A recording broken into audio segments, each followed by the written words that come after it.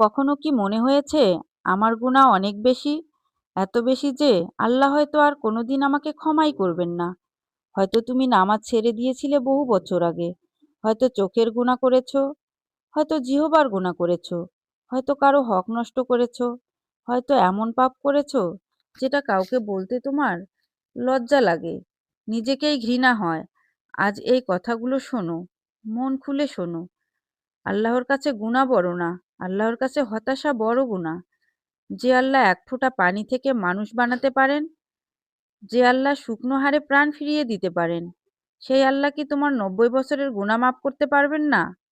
তিনি তো সেই রব যার রহমত রাগের উপর বিজয়ী, যিনি বলেন, হে আমার বান্দারা, তোমরা নিজেদের উপর জুলুম করলেও আমার রহমত থেকে নিরাশ হইও না। ভাবো একবার, ৯০ বছর যদি গুনাহ করে থাকো, একটা সত্যিকারের অনুতপ্ত চোখের পানি সবকিছু ধুয়ে দিতে পারে। তুমি হয়তো ভাবছো, আমি তো বদলাতে পারিনি, কিন্তু আল্লাহ দেখেন তোমার চেষ্টা, তোমার ফেরা। তিনি ফেরার পথ বন্ধ করেননি।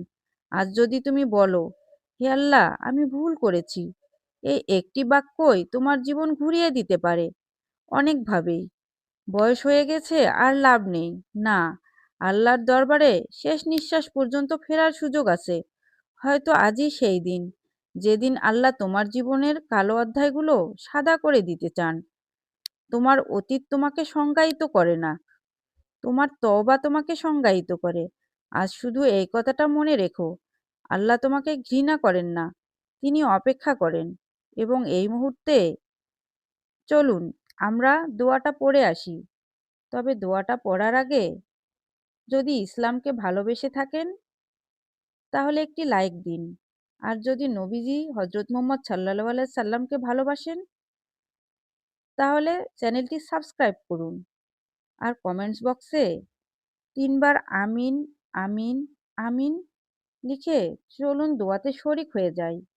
দোয়াটি হচ্ছে, রব্বি ইন্নি জালামতু নাফসি ফাগফিরলি ইন্নাহু লা ইয়াগফিরুয যুনুবা ইল্লা আনতা।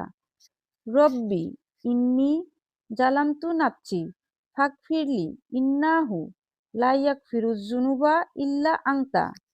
রব্বি ইন্নি জালামতু নাফসি ফাগফিরলি ইন্নাহু লা ইয়াগফিরুয যুনুবা ইল্লা আনতা।